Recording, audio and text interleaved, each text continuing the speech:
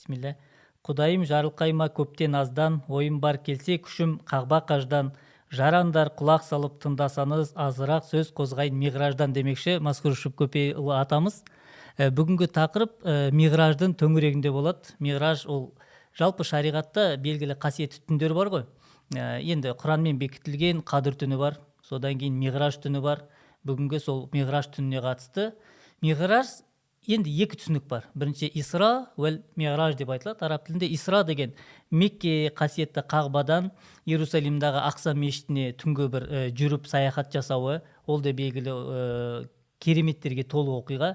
Миғраж болатын болса, сол Ақса мешітінен Алла тағаланың құзырына 7 қабат аспанға Сидратул Мунтаха дейді ғой. Мақаба қаусайни ау адна деп айтылғандай Құранда соған барып қайтып келу қасиетті бір сапар. Осыған миғраж дейді. Бүгінгі тақырыбымыз осы миғраждың төңірегінде болмақ. Миғражға қатысты сұрақтар, миғраждың жалпы мұсылманға берер дәрісі, болу хикметтері, қай жағымен ол ерекшеленеді, пайғамбарымыз саллаллаху алейхи вассаламның барып келуіндегі мұсылмандарға қараған қандай бізге пайдасы бар. Осы төңіректе болады. Миғраж Құран кәрімде Исра сүресінде Алла тағала әуелі Исра сүресін осы миғраж оқиғасымен баяндайды. Бисмиллахир-рахманир-рахим. Субханаллази асра би'абдихи лейлан минал масджидил харами илал масджидил ақса аллази баракна хаулаху. Осында миғраж оқиғасының басы баяндалады осы сүреде. Енді миғраж аудармасында енді осы аудармасында енді Исраның анықтамасына келген кезде түсінеміз. Субхан деген Алла тағаланы бір пәктеу. Алла тағала сен пәксің. Қалай болса да Алла тағаланың сипаты да, заты да бүткіл жағынан жаратылысқа ұқсамайды. Алланы пәктеумен бір басталып тұр. Аллази асра би абдихи. Асра деген пайғамбарымыз саллаллаху алейхи вассалам түнде жүру деген сөз. Түнгі бір жолаушылықта пайғамбарымыз саллаллаху алейхи вассалам өзі бармады. Яғни асра деген үшінші тараптан Алла тағала пайғамбарымыз саллаллаху алейхи вассаламды өз құдіретіне сай алып жүрді. Ақса мешітіне. Ақса деген енді онда да басқа мынандай ойды айтайыншы. Ақса деген араб тілінде ең шеткі деген сөз да. Егер Мекке мұнда болатын болса, сол уақытта қасиетті үш мешіттің біреуі бар ғой. Харам мешіті, пайғамбарымыз саллаллаху алейхи вассаламның Мәдина мешіті, үшіншісі Ақса мешіт деген не? Сол үш қасиетті мешіттің харам мешітінен қарағанда ең шеткісі деген бір мағынада бар екен де осындай. Ақса деген қасиетті үш мешіттің бірі. Соны түнде алып бардық дейді. Ал енді қандай ол Ақса мешіті, ол қандай бір берекелі десе, әллази баракна хаулаху. Оның төңірегінде белгілі бір берекелеттік. Енді белгілі адамның көмір сүру үшін енді көптеген пайғамбарлар мысалы ол мешітте Бейтул Лахм деген соған жақын жерде Иса пайғамбардың дүниеге келуі, үш діннің бірлесуі, ол да үлкен береке. Енді материалдық жағынан да береке бар. Аймақта жерленген қанша пайғамбар бар. Енді бүгін тақырып ол емес, Исра оқиғасы емес, бүгінгі тақырып миғраж оқиғасы. Олай болса миғражға қатысты бисмилля деп бастайық. Мына жерде мына нәрсені айта кетейік. Жаңа енді Исра оқиғасына қатысты аят басталған кезде Субханаллази. Жалпы енді Құран кәрімде Субханнан басталған аятта айтылатын, баяндалатын нәрселерде сақтану керек. Енді бұл жерде адамның ақылмен тарта алмайтын кейбір мәселелер бар. Сен бұны абайламай, бұл қалай болды, бұл ақылға сыймайды ғой деп жаңағы қарсы шығып Аллаға күпірлік жасап қойма деп бір ескерту ғой. Сол үшін енді бұл Исра оқиғасы болсын, Миғраж оқиғасы болсын, бұл жаңа ақылмен тартатын бір тараз емес та. Алла тағала кемшілік атаулыдан ада деп басталуы осыны білдіреді дейсіз. Мысалы Миғраж оқиғасы деген кезде жалпы біз бұны иман еткен адамдарға ғана түсіндіріп айта алатын бір мәселе да. Өйткені бұл иман етпеген адамдар бұл нәрсемен мұхатап бола алмайды. Талқылай алмайды. Өйткені пайғамбарға сеніп алу керек, Алланың құдіретіне сеніп алу керек, періштелерге сену керек. Мысалы Алланың жасай алмайтын ешбір нәрсенің жоқтық екеніне мысалы сену керек. Одан кейін барып миғраж деген кезде, жаңа Хазірет Әбу Бәкірдің пайғамбар айтса ол рас деген кезде ол иманға қатысты болып тұр да. Сол үшін бұл оқиғаны жалпы мұсылмандар тыңдаған кезде, осыған қатысты нәрселер айтқан кезде Алла тағалаға бір ширкке, бір сәл болсын бір андай ауып кететін күмән күдікке бармаудан бір сақтану керек деп ойлаймын. Бұл бірінші ескерткен мен түсінгенім былай онда, Ерболат мырза. Жалпы шариғатта мынандай түсінік бар, ақыл қабылдайтын білім бар, ақыл қабылдамайтын білім бар. акылдын көтөретін 10 килограмм десек, тағдыр мәселесі, миғраж оқиғасы, ол 10 килограммнан жоғары, оны иманмен, жүрекпен қабылдайтын бір мәселе. Яғни бұл тақырыпқа тағдыр сияқты ақылмен кіруге болмайды деген сөз. Яғни бұл жүрекпен біріншіден Алла тағаланың құдіретіне сенеміз, пайғамбарымыз саллаллаху алейхи пайғамбарлығына сенеміз, жүректе иман орныққаннан кейін жүрекпен қабылдайтын бір оқиға. Бұл бірінші ескертпе.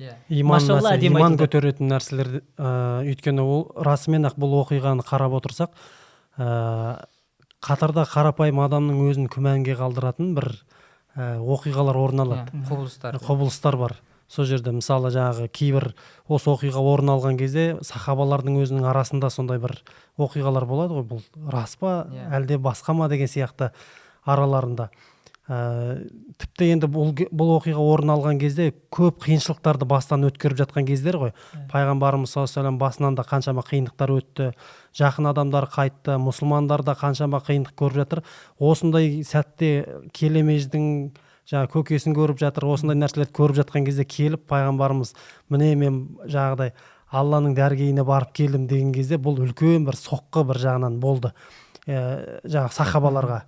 Сол кезде жаңағыдай иманы берік сахабалар, Абу Бәкір сияқты, пайғамбар айтса рас, бұл біз ешқандай жаңағыдай күмән келтірмейміз деп жаңағыдай жауап беріп, өздерінің сыдық екендерін, опалы екендерін былайша айтқан кезде нақтылады осы оқиғамен. Осы оқиға арқылы, растау арқылы да өздерінің бір иманын да көтеріп алды. Өйткені бұл миғраж оқиғасына мысалы ешқандай күмән келтірмей, сахабалар сенген кезде немесе бір мұсылман сенген кезде оның бәрі иманын әсер етеді. Иманы мысалы намазға деген, мысалы пайғамбарымыздың сүннеттеріне деген, пайғамбарымызға деген құрметке деген ол да артады ғой. Өйткені әсіресе пайғамбарға деген иманның. Өйткені енді бұл миғраж деген пайғамбарымыздың мұғжизасы болып тұр ғой негізі. Ол пайғамбарлыққа қатысты мұғжиза да бірде. Мысалы енді әрбір пайғамбардың өзінің бір алға шыққан бір мұғжизасы бар да. Мысалы пайғамбарымыздың да мұғжизалары көп, бірақ бұл миғраж мұғжизасы болмаса, егерде пайғамбарымыздың кейбір мұғжизалары басқа пайғамбарлардан кері қалып қоятын еді. Сәл төмен. Сәл төмен. Мысалы Иса пайғамбарымыздың бір жоғары тұрған мұғжизасы бар еді, Мұса пайғамбарымыздың бір жоғары тұрған мұғжизасы бар еді. Бірақ пайғамбарымыз мына миғражға барып келген кезде ең ұлы пайғамбар екен, пайғамбарлардың да пайғамбар екен бір көтеріп тастады. Онда бұл мәселені былай қараса болады. Әр аспанда пайғамбарымыз жолығады ғой пайғамбарлармен. Алла тағаланың Калимулла деген Мұса пайғамбардан тілдескен, немесе Алла тағаланың құдірет сипаты көрінген Иса пайғамбарымыз бар ғой. Ол кісіні енді белгілі әкесі жаратқан пайғамбарымыз саллаллаху алейхи вассалам аспанда пайғамбарлардың үстем болғаны, немесе оларда болған мұғжизаны өзіне жинақтағаны, немесе енді Ақса мешітінде сол түнде бүткіл пайғамбарларға имам болады ғой. Бұл имам болуы бір үлкен дәлел пайғамбарымыз саллаллаху алейхи вассаламның басқа пайғамбарлар мұғжизасын қамтығаны, және де барлығының пайғамбарымыз саллаллаху алейхи вассалам тұлғасында бір жинақталған. Машалла. Ең анандай жарығы, ең көркемі жинақталған да. Одан кейін бірде енді жаратушының құзырына бара жатқан кезде олармен жаңағы әрбір қабатта жолығуның да сыры сол да. Мысалы бір пайғамбардың дәрежесіне жетті, одан екінші пайғамбар бәрімен мұхатап болып жаңағы тілдесіп, одан кейін барып жаратушының құзырына барған кезде енді пайғамбарымыздың қасында ұстазы тұр ғой, Жабраил алейхиссалам мысалы ұстазы тұр да. Енді өзі мысалы ұстазды артта қалтырып кетті да сол жерде. Періштенің өзін, мысалы бір жерге келгенде тоқтады ғой, мысалы мен мына жерден бір қадам аттасам, жаңағы күл болып кетемін. Сидратул Мунтаха деген жерге Жибрил періште, біздің тілде айтатын болсақ, гид, алдында жетекші болып, үйретіп, көрсетіп, әр жерде қандай болатынын көрсетіп, Сидратул Мунтахаға барған кезде Жибрил періштен өзі айтады екен.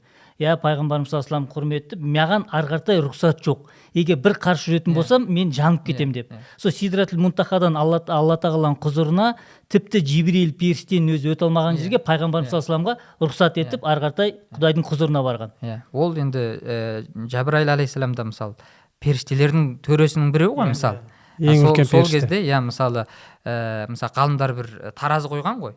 Мысалы пайғамбарлар жаңағы періштелерден асып кетеді. Бірақ енді мысалы әулие, сахаба, ғалым жаңағы періштелерден асады, бірақ мына 4 періштеден аса алмайды деп мына 4 періштенің несін шектеуін қойған да. Әзраил, Жебраил, Микаил, Исрафил. Бұл 4 періште. Сонда пайғамбарымыз мына ұстазының өзін, періштенің өзін сол жерде асып түсуі пайғамбарлықтың басқа пайғамбарлардың мысалы жетпеген бір дәрежесін осы жерде дәлелдеп тұр да. Оның үстіне бір жағынан мына қиындықтардың көбін енді пайғамбарлар көреді ғой. Бұл пайғамбарымыздың осы миғраж оқиға болатын кезде қарап отырсақ, өте қатты қиындық көрген кезі, тіпті жаңағы жақындары қайтыс болғаннан кейін Меккенің ішінде пайғамбардың сөзін тыңдайтын адам жоқ. Барлығы жаңағыдай бет енді анықтап кетсеңіз, бұл енді қайғылы жыл деп аталады. Қайғылы жыл деп. Пайғамбарымыздың өмірбаянында кімнен айырылды пайғамбарымыз? Пайғамбарымыз саллаллаху алейхи өзінің жаңағы алғаш пайғамбарлық келген кезде қасында бірге қолдап жүрген жары Хазіреті Хадиша анамыздан айырылады. Хадиша анамыздан бұрын жаңағы екі ұлы дүниеден өтеді, ер балалар.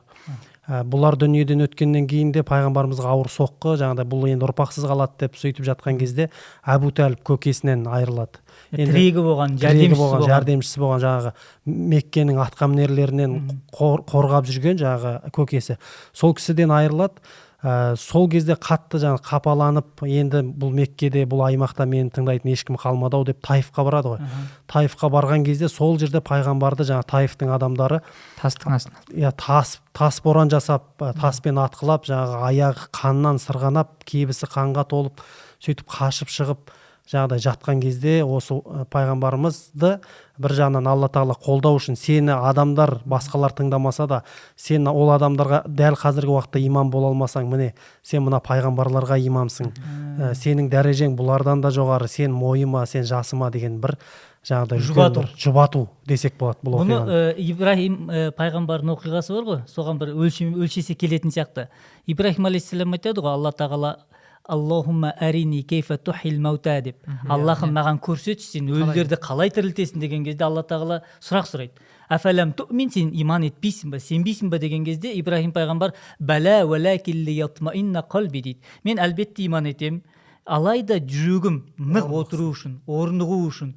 Сонда Алла тағала көрсеткен екен. Яғни иман бола тұра, сенім бола тұра, ол иманды қуаттау үшін Пайғамбарымыз саллаллаху алейхи болған бір жылда болған қайғылы оқиғалардан кейін жұбату үшін миғраж оқиғасы бір сыйлық ретінде, жүректегі ауырлықтың алып тастап жұбату ретінде сондай бір сыйлық болып дейсің ғой. Өзінің үмітсіздікке салынып кетпеуіне бір қамқорлық, бір қолдау десек болады. Онда мысалы бір қиналып, мысалы 4 жыл университет оқыған бір адамға жаңағы қиындықтың соңында дипломды берген кезде қалай қуанады мысалы.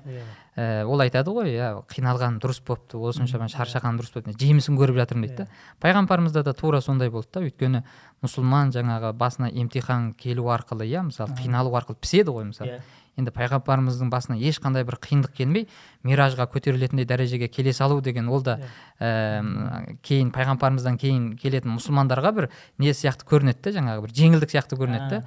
Сол үшін бұл жаңағы Ермек мырзаның айтып отырған сияқты қиындықтың артынан келуі, бұның жаңағы сен тура жолдасың, сен осы арқылы, осы қиындықтарға сабырлық ету арқылы алған нең осы деп миражды беріп отыр да мысалы. Мына мұсылмандарға да бір жағынан енді пайғамбарымыз үлгі деп айтамыз ғой. Сол кезде мысалы кейбір қиындықтар келген кезде адамның басына бізде жаңағыдай үмітсіздікке түсіп кетуіміз мүмкін. Мысалы кез келген қиындық әртүрлі болады өмір болғасын. Сол кезде осы миғраж оқиғасын еске алған кезде өзіңді өзің бір жұбатуға да бір пайғамбарға келген бір жақсылық, ол міндетті түрде мұсылман адамның да басына келеді. Дәл миғраж сияқты болмаса да, сол бір миғраж сияқты, миғраждың бір бөлігіндей болса да бір сүйінші болады дейсің ғой. Сүйінші келеді Алла тағаладан. Сол үшін адамның қиындыққа шыдауына, көнуіне, сабыр етуіне қарай жаңағыдай сый сияпаттың берілуі де осы нәрсені көрсететін сияқты. Бұл да инна ма'ал усри юсра деген шынында қандай да бір қиындықтан кейін жеңілдік бар деген аяттың физикалық деңгейде бір дәлел десек болады. Енді бұл миғраж пайғамбарымыз саллаллаху алейхи вассалам жұбату екенін түсіндік, біріншіден. Екіншіден барша пайғамбарлардан үстем екені, Алла тағаланың құзырына барғаны. Енді миғраждың болған ақиқаты қалай болды? Ол енді біз енді мұсылман ретінде айтатын болсақ, енді Алла тағала қалай болса да біз иман еттік. Миғраж енді осындай нақтырақ түсетін болсақ, бұл миғраж рухани бір болды ма, әлде пайғамбарымыз саллаллаху алейхи вассалам физикалық денесімен болды ма? Бұны ақылға салатын болсақ, негізінде мыңдаған жарық жыл ғой енді, 7 қабат аспан, Сидратул Мунтаха болсын, оның барлығы алыс бір дүние. Физикалық деңгейде физикалық материяны атмосферада тез жылдамдықпен қозғайтын болсақ, жанып кетеді. Енді пайғамбарымыз саллаллаху алейхи вассалам Миғраж оқиғасында барып келу процесі рухани болды ма, немесе түсте болды ма, түс арқылы болды ма, немесе физикалық денесімен болды ма? Енді бұны тек рухани болды деп айтайық десек, ол кезде жаңа мынау адамның түсіндегі көргенмен өңінде көрген екеуінің арасында қаншалықты айырмашылық бар. Мысалы өңінде адам бір дәрежеге жетпейді, мысалы көре береді. Мысалы былай айтсақ та болады. Мысалы сахабалар мен қазіргі бір мұсылман дейді. Қазіргі бір мұсылман мысалы пайғамбарымызды түсінде көреді. Пайғамбарымыз түсінде көрді, бірақ ол сахабалық дәрежеге шықпайды ғой. Енді пайғамбарымызды көзімен көрді, қасында тұрды, мысалы, не болды тек мысалы, иман келтірді. Енді сол сахаба мен қазіргі мұсылманның арасында жер мен көктей бір айырмашылық бар. Енді біз пайғамбарымыздың да бұл Миғраж оқиғасын тек рухани жаңағы түс сияқты көретін болсақ, жаңағындай дәреже түсіп кетеді. Сол үшін біз бұған қайткен күнде мысалы ғалымдар да айтады ғой, жаңа абдихи деген аяттағы Исра оқиғасындағы мен құлымды деген кезде, ол құл деген сөз рух пен денемен тұрады дейді. Егер де расулым десе, немесе пайғамбарым десе, басқалай айтатын болса, ол кезде тек рухани ғана болуы мүмкін еді дейді. Ол жерде құл деп атауы ол денемен болды дейді. Денемен бірге. Бұл Құраннан келтірілген дәлел. Пайғамбарымыз саллаллаху алейхи вассалам асра би абдихи деген өзі құлын түнде алып барды деген сөзде пайғамбарымыз саллаллаху алейхи вассалам физикалық денесімен барды дегенге дәлел. Енді бұны денесімен барды деген кезге де мына нәрсемен қарау керек деп ойлаймын. Мысалы, енді пайғамбарымыз Миражға барып келген кезде жаңағы төсегінің суымау мәселелері бар ғой. Бұны біз қазіргі мына уақытпен қарамау керекпіз. Ол Миғраж оқиғасы бұл уақыттан тыс, уақытқа байланбаған бір неде болды да. Ол жерде денемен бармауының өзі мына физикалық әлемнен шығып кетті да. Уақытқа тәуелділік тоқтап қалды. Яғни Алла тағала уақыттың ішінде уақыт жаратып берді дейсің ғой. Уақыт жоқ. Ол жерде уақыт деген ұғымның ішімен түсінетін болсақ, оны түсіну бізге ауыр тиюі мүмкін. Енді мысалы барып келді деген күннің өзінде біз мысалы пайғамбарымыз бір жерге барып келді десек, Аллаға мекен беріп қоямыз. Енді Алла барлық жерде бар. Енді пайғамбарымыз оған мысалы Алла тағалаға бару үшін жаңа біздің мынау физикалық бір әлеммен осынша километр, осынша алыстықта немесе мынандай мыңжылдықта деп қарау керек емес та. Былай айтқан кезде әр жерде мысалы болған жаратушымен жаңағы тілдес алатындай бір дәрежеге шықты да ол. Сол кезде мынау жаңа 7 қабат аспан деген кезде бұл жаңағы мынау нәпсінің өз 7 дәрежесі бар ғой. Енді ол нәпсі мынау денемен бірге руханияттың дәрежелерін көрсетеді ғой, өскенін көрсетеді. Пайғамбарымыз осылардың барлығын өтіп, адамдық кәмелдікке жетіп, мысалы, пайғамбарлардың да дәрежесінен өтіп, сондай бір дәрежеге келді. Уақыттың мынау мекеннен тыс дейсің ғой. Мекеннен тыс, оған байланбай жолаушылық жасайтындай. Оны біз қазір дәлелдейтіндей әлі бір не таппадық, мысалын таппадық па әлемде мысалы тапқан жоқпыз. Мысалы айтайық, сахабаларға қазіргі кездегі бір Wi-Fi-ды немесе бір интернетті сол кезде түсіндірсе, олар мысалы ол қалай деуі мүмкін еді ғой, өйткені бір көрсететін бір не жоқ еді. Енді бұл Миғраж оқиғасында да ондай бір не шыққан жоқ та. Қазір ғылымда мына теория относительности болсын, немесе уақыт кеңістігі 3 кеңістік бар дейді, 5 кеңістік болған кезде оның өзі ақиқи Миғраждың болуын түсіндіре алмайды дейді. Мен осы арада бір нәрсе айтып кетейінші. Алла тағала, Абай атамыз айтады ғой, ләмәкан дейді ғой. Және барлық жерде деген бір сөйлем өтті. Оның да Құран аятымен айтайық. Қад ахата би кулли шейин илма деген аят бар. Алла тағала өз білімімен бүткіл жерде екен. Алла тағала өз құдіретімен, Алла тағала өз мейірімен бүткіл жерде. Алайда Алла өз затымен ләмәкан, ешқандай бір мекенге мұқтаж болмайды екен. Екінші сұрақ, пайғамбарымыз саллаллаху алейхи вассалам Миғраж оқиғасында физикалық денесімен барды. Алла тағаланың өз құдіретіне, өз біліміне сай бір процеспен біз бұған иман еттік, қабылдадық, сендік. Енді өйткені бұған сенбек десек те, мысалы қазір адамның ішіндегі рух, мысалы Алла тағала мынау денемен байлап қойған ғой. көру үшін мына көзге тәуелді, есту үшін мына құлаққа тәуелді, иіс алу үшін мына мұрынға тәуелді. Мысалы қазір бір адамның көзіне қандай да бір зақым келіп соқыр болып қалса, оның рухының көзі соқыр болған жоқ. Мына Алла тағаланың мына әлемді көру үшін байланыстырып қойған жаңағы былай айтқан кезде мысалы бір телефонның Wi-Fi өзіне тартатын бір ерекшелігі бұзылып қалса, Wi-Fi тарта алмай қалады. Wi-Fi жоқтықтан емес қой мысалы. Сол сияқты адамның рухы бұл дене арқылы болмаса, рух ол жерге барып келген күннің өзінде сахабаларға келіп ештеңе айта алмайды. Мұғжизалықтан шығып кетеді. Иә, мысалы ол жәннатты көрді, жаһаннамды көрді, пайғамбарларды көрді дедік қой мысалы. Енді оны көру үшін бұл дене керек та бәрібір. Енді мысалы мына адам ұйықтап жатқан кезде де түс көре береді ғой. Мысалы түс көрген кезде ол түрлі нәрсе көруі мүмкін. Алладан бәлкім аян болса, жәннатты да көруі мүмкін, тозақты да көруі мүмкін, пайғамбар сахабаларды да көруі мүмкін, егер Алладан жаңағыда аян келсе. Бірақ ол ұйқысынан тұрғаннан кейін осындай нәрсені көрдім деп айтса, оныкі мұғжиза саналмайды ғой. Сол үшін мұғжиза саналу үшін ол адамның денесімен бірге барып келуі. Одан кейін жаңағы уақытқа байланысты расында біз оны жаңағы не қылып дәл бүгінгі уақыттың өлшеммен бере алмаймыз. Бірақ пайғамбарымыз өз хадисінде осы миғражды баяндаған кезде жаңағы жылдамдық мәселесінде көзім жеткен жерде жаңағы алатын еді. Бұрақ, жаңағы пырақ қой біздің тілде.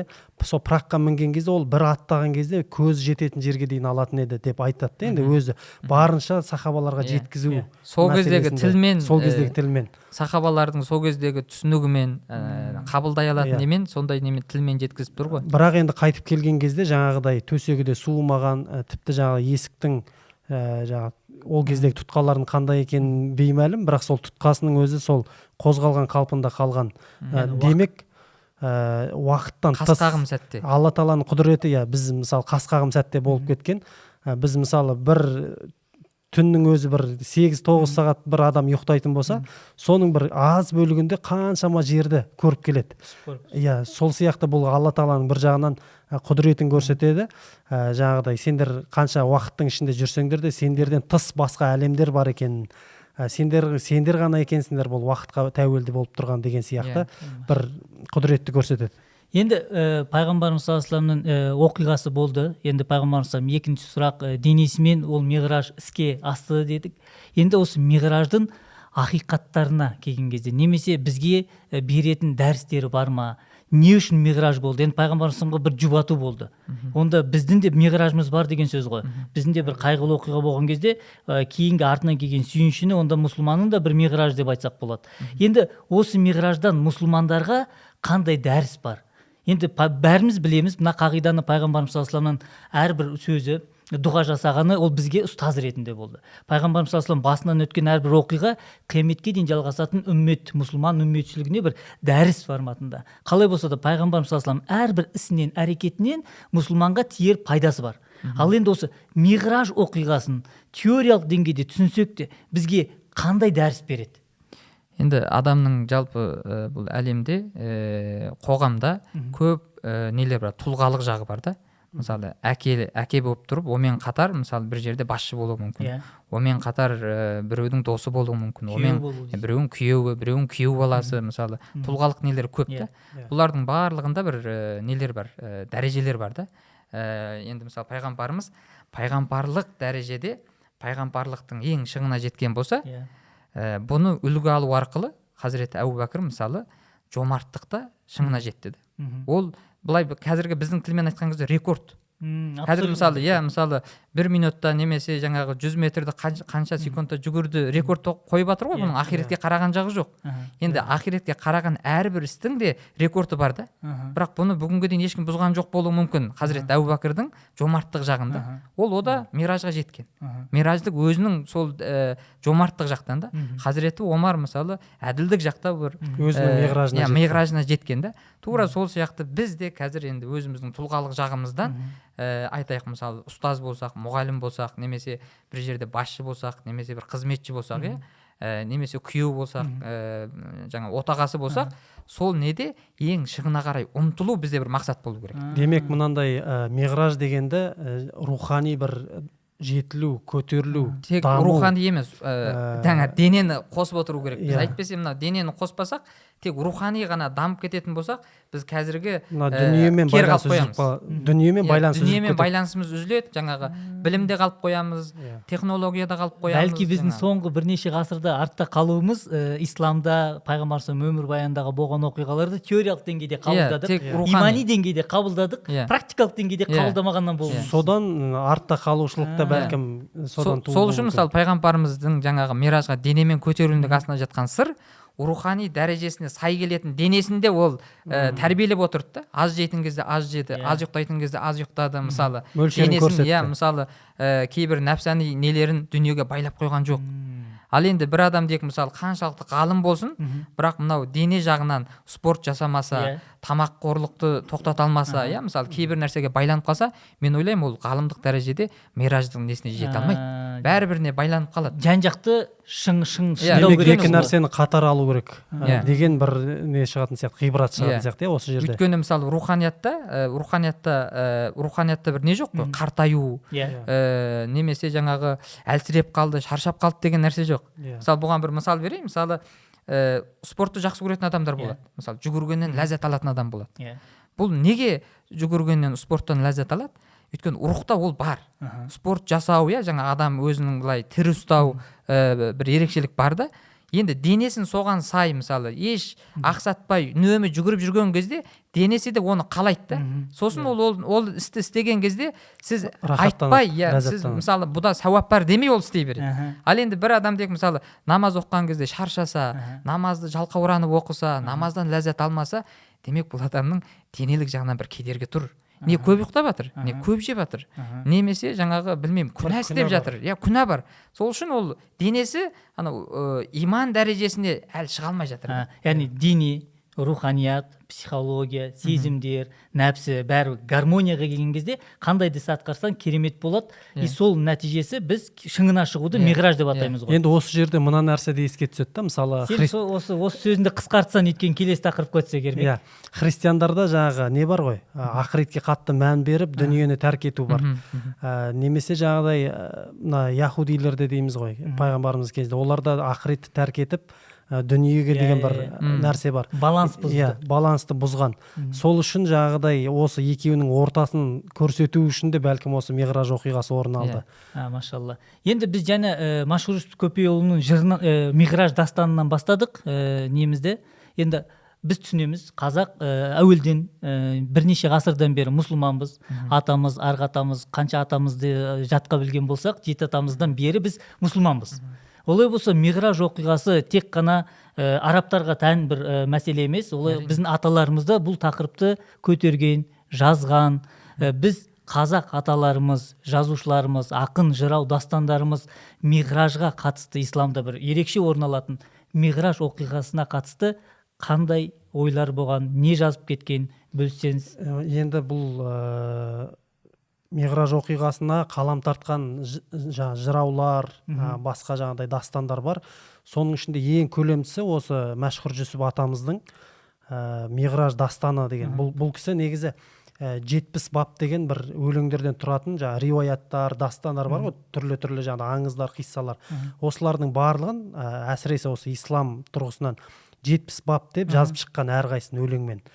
Соның ішінде осы 15-ші бапта миғраж дастаны бар. Енді миғраж бұл оқиғаны жаңағыдай біз айтып жатырмыз ғой, қалай жетті. Бұл мутауатир дәрежесінде келген бір хабар ғой. Мутауатир дегеніміз бір үлкен өтірік айтуға келісуі мүмкін емес бір топтың келесі бір ұрпаққа оқиғаны жеткізуі. Демек бұл оқиғаның мутауатир дәрежесіне көтерілген соншалықты осы түркі даласында біздің аталарымыз миғраж дастаны деп қалам тартып дастан жазған. Енді бұл жерде не жазылды десек, бұл оқиғаны Машһүр атамыз 1879 жылы 21 жаста жазған екен. 21 жаста осы дастанды жазып шыққан. Сонда бұл не айтты деген кезде жаңағы пайғамбарымыз миғражға қалай барды, не үшін барды, қандай оқиғалар орын алды, барлығын дерлік тізіп жазып шыққан. Соның ішінде енді бұны енді жай ғана бір риуаят қылып жеткізіп жаңағыдай құр жазып шығатын болса, оның мәні болмас еді. Оны хадистен де тіл білетін адам оқып алады. Бірақ бұл кісі соның ішінде мынандай бір шумақтар қосқан. Енді мен шумақтарды оқымай-ақ былай мағынасын айтайын. Бұл жерде былай деп сұрақ қойды дейді. Енді кейбір мына әдебиетте, жазушылықта бір нәрсені жеткізу үшін кейбір нәрселерді жаңағыдай рас оқиғаларды бір сөйлестіріп жасау деген бір мәнер бар. Методика бар. Эссе сияқты ғой, екі нәрсені сөйлестіріп, өзін бақылаушы сияқты қылып баяндайсың. Сонда бұл кісі жаңағы мынандай оқиғаны баян етеді.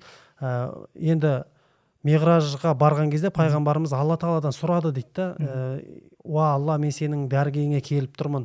Сен бүкіл пайғамбарларға, Адам атаға мысалы жәннатты бердің, оған түрлі аяттарды көрсеттің.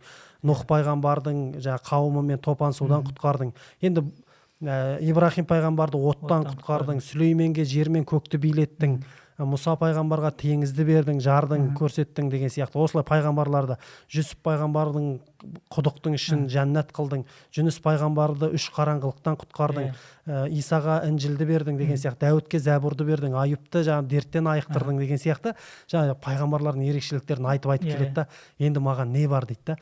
Не бар деген кезде бұл жерде пайғамбарымыз шынымен-ақ өте қиналып тұрған шағы еді ғой. Бүкіл адамдар теріс айналып жатқан кезде, сонда маған не бар деген кезде Алла Тағала былай деп айтты дейді. Біз саған, егер біз Иса пайғамбарға Інжілді берсек, саған Ясинді бердік. Егер біз Дәуітке Зәбурды берсек, саған Фатиханы бердік. Деп әрбір сүренің, әрбір Құранның аяттарының ерекшелігін, кереметтілігін айтып шығады. Сонда бұл кісінің Мәшһүр Жүсіптің айтқысы келгені, сенің үмбетіңе, былайша айтқанда пайғамбарымыз үмбетім деп айтатын бір сөздер бар ғой. Осы нәрсені үмбетке былайша айтқан кезде Миғраждың шарапаты, пайғамбарымыздың шапағаты осы Миғраж арқылы үмбетке қаратылған бір керемет сый. Сол үшін осы нәрсені түсіндіргісі келіп, Мәшһүр атамыз осыны бір керемет шумақтармен баяндап шығады. Ермек, сен қызықтырдың бар ғой, бұрын алдын оқымаған едік, енді оқуға міндетті болған сияқты. Енді осы Миғраж дастаны. Миғраж дастаны бұл 20 томдық Мәшһүр атамыздың жинағы, соның 2-ші томында осы дастан баяндалады. Шамамен қай бетте екенін көре салайық, өйткені кейін іздеген кезде оңай болсын. Енді жаңа Ермек мырза айтты бір оқиға, бұл Миғраж оқиғасы пайғамбарымыз өз жеке тұлғасынан гөрі үмметіне қараған жағы көп деп. Осында мына хадис есіме түседі. Пайғамбарымыз саллаллаху алейхи ва салламға енді Миғраж барған кезде Жибрил періште ыдыс ұсынады дейді ғой. Бір ыдыста шарап бар, бір ыдыста сүт бар, бір ыдыста бал бар дейді. Пайғамбарымыз саллаллаху алейхи ва саллям сонда сүтті таңдаған кезде Жибрил періште айтаған екен: сен фитратты, сен оригиналдылықты таңдадың деп. Саф болмысты таңдадың дейді. Таза болған бір пәктікті таңдадың дейді. Енді осы хадисті ғалымдар былай түсіндіреді екен: сүтті бұл табиғи Алла Тағаланың жаратылысы таза. Енді шөпті жеп ағзадан өтіп сиырдың желінен шыққан кезде таза сүт қой. Енді шарап болатын болса, ол бір адамның үлесі бар да, араласқаны бар. Жасанды бір дүниеде. Ол оригинал емес дейді. Ал сүт Алла Тағаланың әу бастан жаратылғаны, және оның ақтығы, жұмсақтығы, және сүтте болған адамға миллион түрлі бір пайдасы, ол бір үмметінің фитратта, тазалықта болатынына бір ишарат дейді. Дүниеге келмей жатып енді барлық нәрсе сүтпен ауызданады ғой енді. Жаңағы адам болсын, хайуан болсын, сүтқоректілердің бәрі сүтпен азықтанады. Енді бұл адам қаншалықты табиғатына, жасандылықтан бас тартып табиғатына жақындаса, онда ол өзінің исламға жақын екені, Құдайға жақын екені бір белгі десек болатын шығар осы жерде. Яғни адам өзі ойын, рухын бұрмаламаса, жасанды нәрсені емес Алла Тағала жаратқандай қабылдаса, сол деңгейде қаласа, ол фитрат шынайы мұсылманшылықтың, үммет болудың бір себептерін сияқты. Сол кезде мысалы енді сахабалардың көбінде енді барлығы иман етті, әлі иман етпей жатқан кейбір адамдар бар. Мысалы пайғамбарымыздың енді үмметіне қараған жағынан мына Мираждың ең үлкен сыйы, құрметі. Енді бізде де қазір кейбір адамдар айтады, кім барып көріп келді деп, мысалы. Енді иман негіздерін қарайтын болсаң, барлық ғайып. Қазіргі кезде қолмен ұстап ешкімге иман негіздерін көрсете алмаймыз, мысалы. Ол жаңағындай адам өзі иман етіп сену керек. Осының барлығы сол Мираж оқиғасында пайғамбарымыз көзбен көріп келді да, мысалы. Тағдырмен де жаңағы кейбіреулердің оқиғасын алдын ала айтуы, мысалы, пайғамбарымыз айтады ғой, мысалы, мен Миражда жаңағы Хазіретті Хамзамен Вахши екеуінің қолтықтасып жүргенін көрдім дейді жәннатта. Енді кейін Мекке алғанға дейін пайғамбарымыз бұл қашан болады екен, қалай болады екен ол енді деп жүрген кезде ол енді уақытқа тәуелді дүниеде кейін ортаға шықты да. Мысалы бұл жерде мысалы тағдыр тұр, мысалы пайғамбарымыз тағдырды да көрді, алла тағаланы енді көрген сияқты болды дейік мысалы. Одан кейін періштелермен бірге жолаушылық жасап жатыр, мысалы көрді, пайғамбарлармен жолықты, мысалы иман жаңа ғайып болған соның барлығын көріп келді. Енді біреу тұрып былай деуі мүмкін, енді менің көршім барып көрген жоқ қой, досым, оларға сенуге болмайды, өйткені пайғамбардың дәрежесінде емес қой. Ешқандай өтірік айтпайтын, аманатқа қиянат жасамайтын, мысалы өзінің жеке қарабасын ойламайтын пайғамбарға сенбегенде басқа ешбір адам оның екінші жағында тұра алмайды да, таңдау ретінде. Таразының екінші жағында ешкім жоқ дейсің. Олай болса шынымен садиқул масдуқ, шынайы шыншыл, және де Құранда сүйіншіленеді ғой, ма янтиқу анил хава ин хуа илля вахи юха. Пайғамбарымыз саллаллаху алейхи ва саллям қандай да бір сөзді, әрекетті өз қалауымен, өз ойымен айтпайды. Әрбір айтқан сөзі, істеген әрекеті Алла тағаладан уахи, Алла тағаланың, яғни бұлай миғраж болсақ, пайғамбарымыз саллаллаху алейхи ва саллям хадистерін өзі төркіні Алла тағаланың уахиы, бұл да өтірік болу мүмкін емес. Енді миғраждан баршамыз білеміз намаздың парыз болғаны. Миғраж оқиғасы жалпы пайғамбарымыз саллаллаху алейхи ва саллям пайғамбарлығымен 11-12 жылы, өйткені хижреттен алдын 18 ай бұрын дейді ғалымдар, миғраж оқиғасы болды. Осы миғраж оқиғасынан Алла тағаланың құзырына барып пайғамбарымыз саллаллаху алейхи ва саллям Алла тағаланың кейінгі қияметке дейін болатын мұсылмандарға бір сыйлық алып келді дейді. Құр келген жоқ. Құр қол келмеді. Алла тағала енді бір маңыздылық қой, қалай болса да, қандай да бір тапсырманы беретін болса, телефонмен, смс-пен тапсырма беруге болады, немесе өз кабинетіне шақырып бұйрық берсем болады. Тура сол сияқты миғраж оқиғасы Алла тағала пайғамбарымыз саллаллаху алейхи ва саллямды өз құзырына шақырып, өз құзырына келгеннен кейін пайғамбарымызға кейінгі үмметіне, мұсылмандарға бір сыйлық тартты. Сол сыйлықтың сұлтаны десек, 5 уақыт парыз намаз. Біреуі. Сыйлықтың біреуі. Негізі 5 сыйлық деп айтылады. Қалай болса да соның сұлтаны, ең кереметі бізге бір намазымыз. Бұны былай айтсақ бола ма? Мен намаз оққан кезде бейне бір миғражға барғандай, мен өз миғражым, менің намаздағы концентрациям, өзім хушуқ дейді ғой, жүрекпен толыққанды намаздың сыртқы ішкі әдептерін сақтап оққан кезде мен өзімнің миғражыма шығам десе бола ма? Енді дәл пайғамбарымыздың миражында емес, жаңағы басында айттық қой, әр адамның әр жаққа қараған бір миғражы бар деп. Сол жетістіктерге, сол миғражға жетуге намаз құлшылығы ең көп әсер ететін бір құлшылық. Өйткені ең жиі оқылатын құлшылық қой. Мысалы ораза айтайық, мысалы жылына бір рет келсе, қажылық адамның өмірінде бір рет келсе, зекет жылында бір рет болса, намаз күнде 5 рет қайталану арқылы Алланы қайта-қайта еске салып, жаңа мынау кейбір дүниелік нәрселерге байланып қалмау үшін арасында руханиятында ұмытпай, сол үшін адам мысалы әкелік жақтан болсын, ұсталық жақтан болсын, ұстаздық жақтан болсын, миражға шығуына намаз деген құлшылықты ол бірінші орынға қою керек. Мынау намаз құлшылығына байланысты мынандай бір қызық нәрсе бар. Мына Бақара сүресінде отбасы мәселелері, жаңағыдай әйел мен ердің арасындағы мәселелерді талқылап, жаңағыдай сол аяттар келеді. Бірден Алла тағала сол жерде нені бұрып тақырыпты.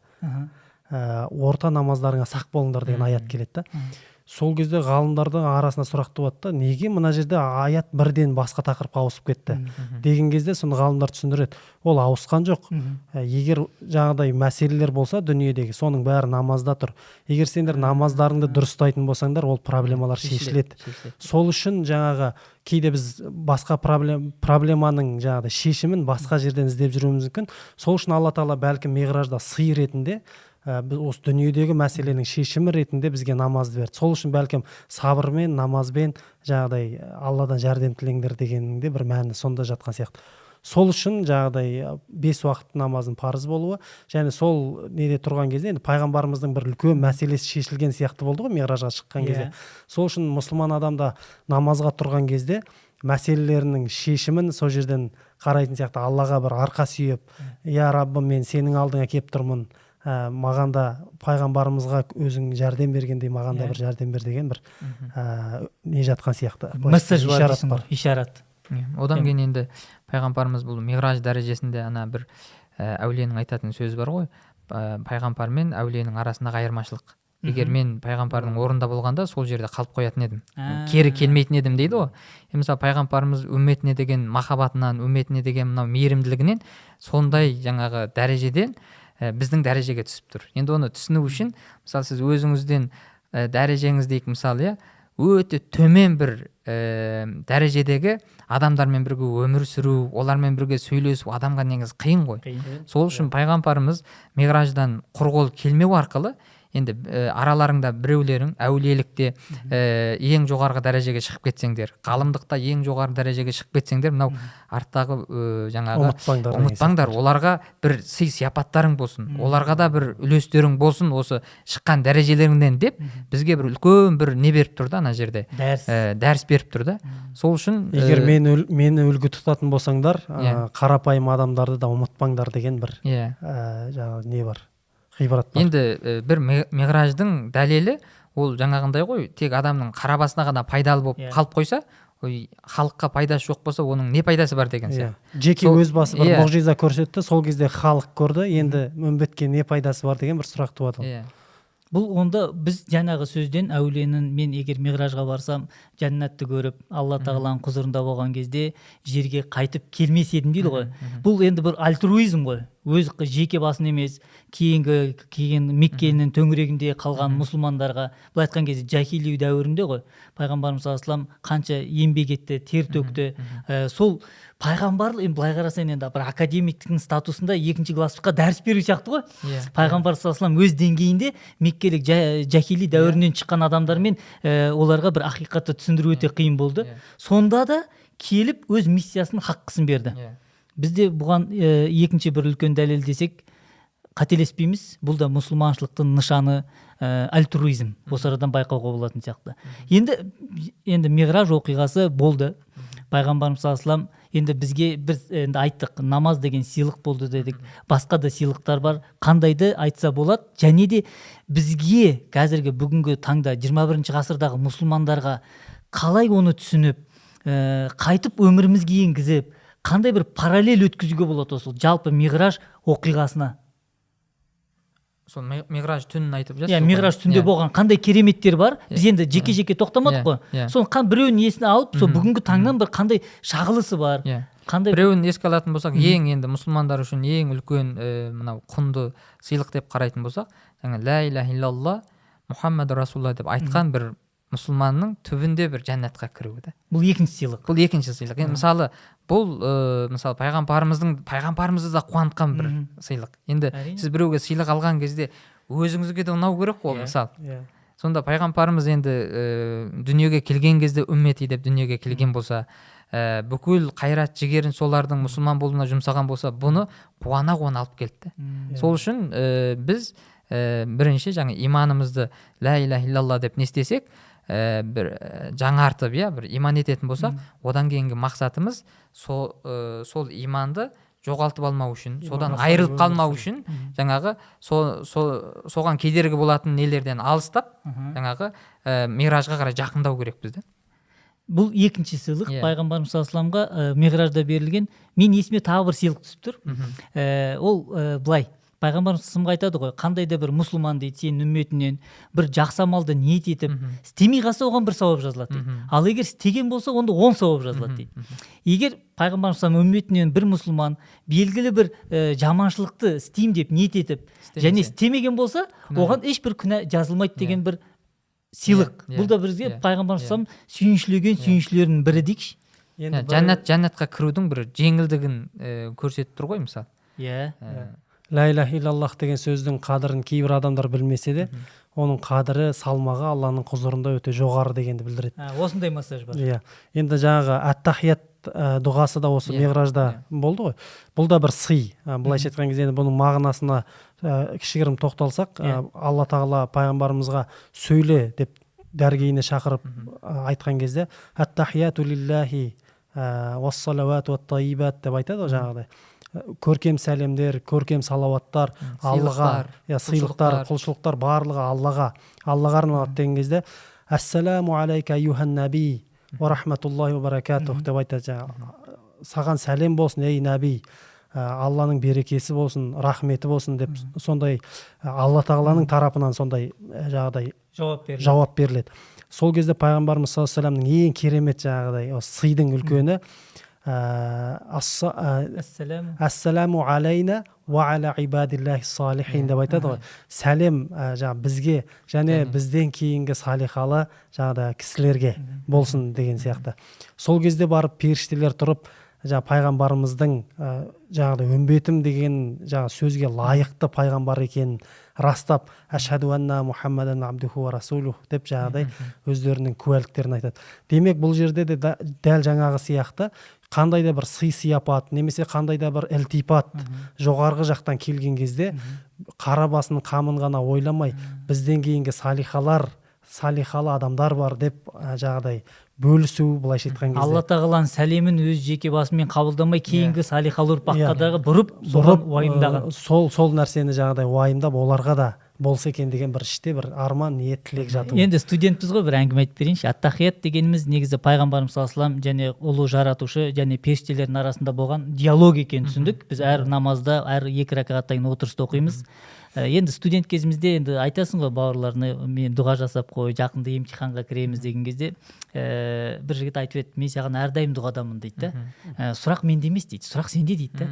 Мен әр намазымда ва аля ибадиллахи салихин деп дұға жасаймын дейді. Әрбір салихалы құлдарға дұға жасаймын негізінде дейді.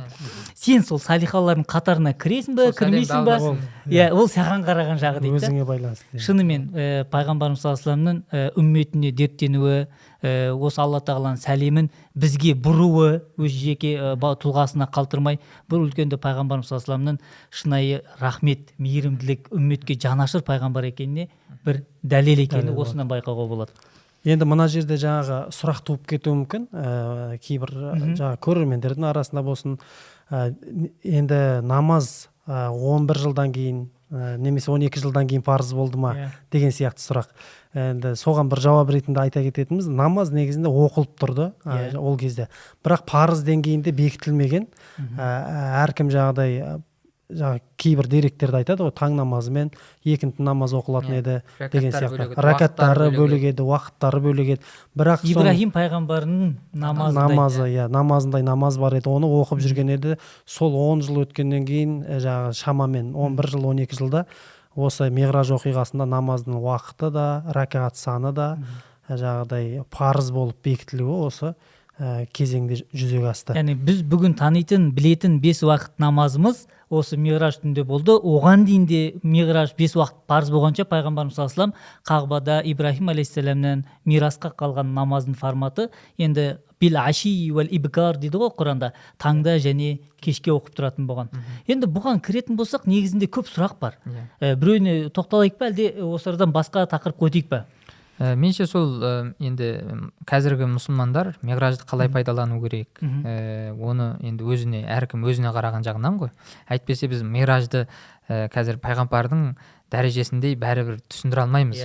Біз әшейін жаңағы несін айтып жатырмыз ғой, өмірі бал жеп көрмегенбіз, мысалы балдың қандай болатынын түсіндіріп жатырмыз да. Мұхитқа барып көрмеген адам мұхитты жаңағыдай сипаттап жатыр. Сол үшін енді миғражды қалай?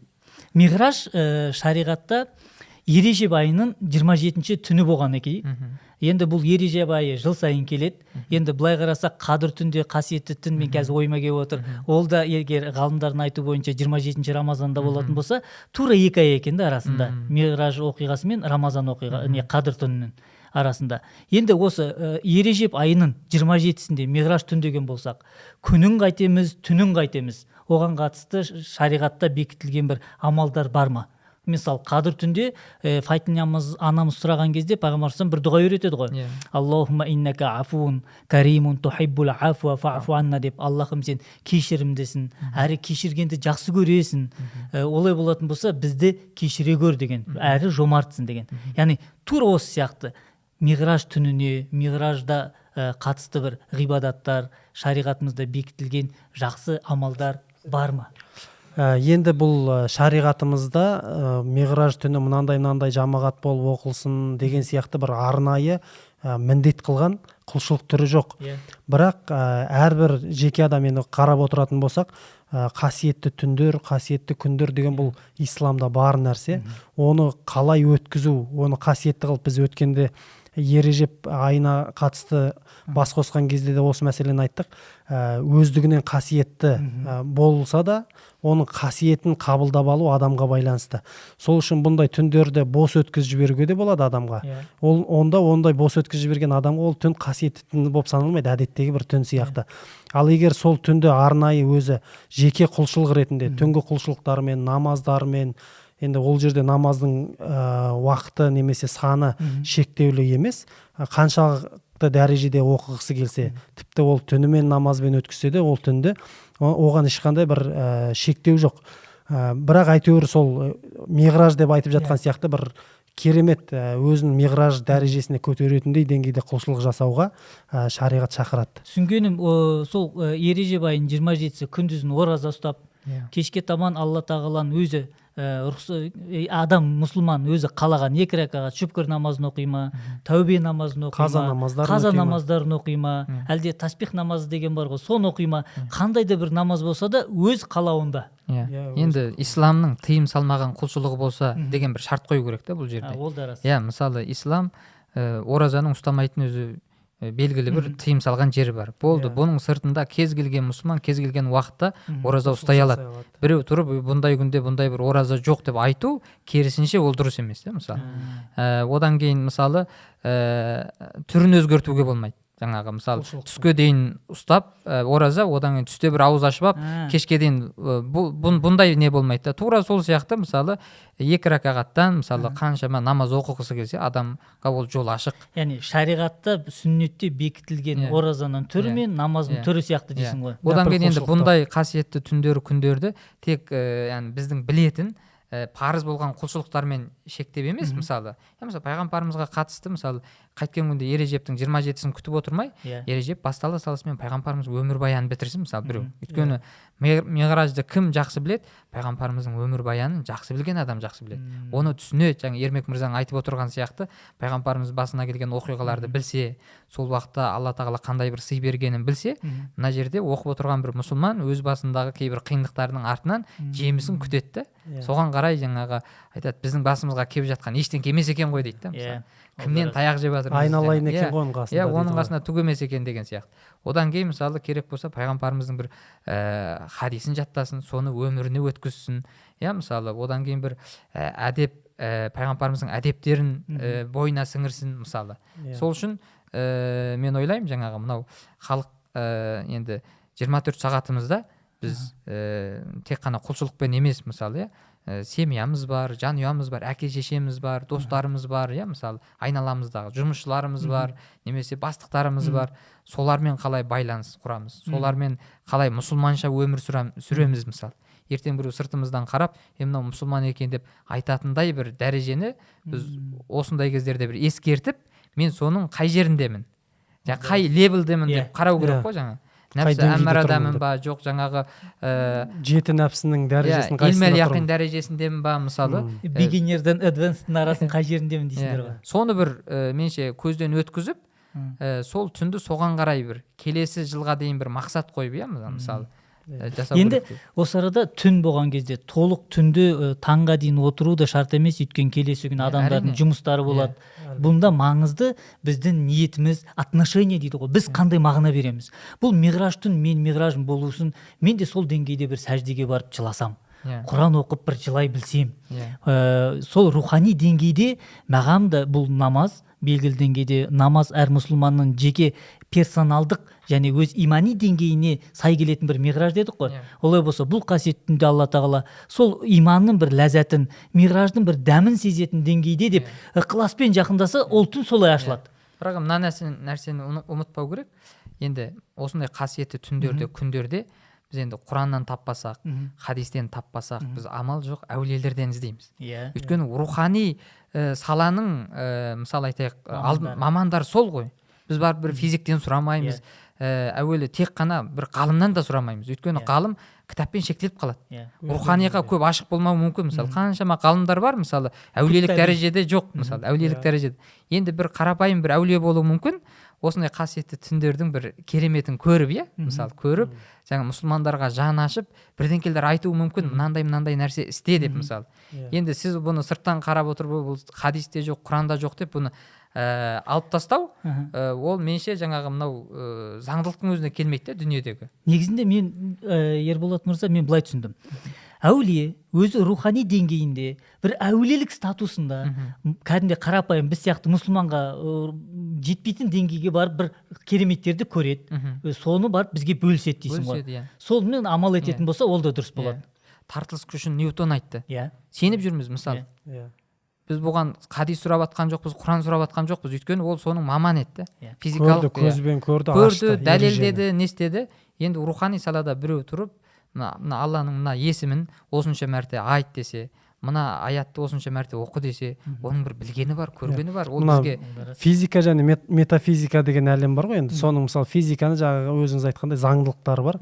Сол заңдылыққа сай, мысалы су 100 градуста қайнайды деп айтса, ол қияметке дейін 100 градуста қайнайды да енді. Өзгермейді. Дәл сол сияқты жаңағы руханиятқа ашық кісі сонда өз практикасында көріп, мынаны оқысаң, мына жерде сенің миың қайнайды, немесе жүрегің қайнайды десе, онда ол да қияметке дейін сол қайнайды да. Бұл жерде мынандай бір сұрақ келуі мүмкін, енді пайғамбарымыз неге айтпады ондай нәрсені деп. Өйткені пайғамбарымыз кейбір сахих хадисте келген кейбір құлшылықтың өзінен қашты ғой. Мысалы сендер парыз қылып аласыңдар деп, мысалы. Сол үшін мен ойлаймын, мысалы, өйткені мұсылманның дәрежелері әртүрлі. Ол бір пайғамбарымыз барлық білгенін, мысалы көргенін жайып тастай салса, сахабалар істер ме еді? Істер еді. Бірақ одан кейінгілер, қазір мысалы көріп отырмыз, мысалы парыздың өзін жасай алмай жүрген адамдар бар. Оларға тіпті мынау ислам деген діні андай бір көз жетпейтін бір неде тұрып қалады. Практикадан тыс нәрсе болып қалар. Бүгінгі күнде осы айтылған дармен шектесек, және де миғражға қатысты мүмкін болса көрермендер өздері белгілі бір хадистер бар. Миғражда қай аспанда кіммен жолықты, тозақта қандай оқиғаларды көрді, жәннатта қандай оқиғаларды көрді дегенде әр мұсылманның өзінің жеке жетілуіне қалтырасақ, енді ондай хадистерге қол жеткізе алмаса, Мәшһүр Жүсіп атамыздың Миғраж дастанын оқса, сол хадистің бәрін оқығандай. Сөз соңында Алла разы болсын, Ерболат мырза, Ермек мырза, Алла тағала шынайы қасиетті түндерді бізге жүрегімізде, рухымызда сезінуді нәсіп етсін. Келгендеріңізге алғыс білдіреміз. Рахмет. Көрермендерге, көркем тыңдағандарыңызға үлкен рахмет.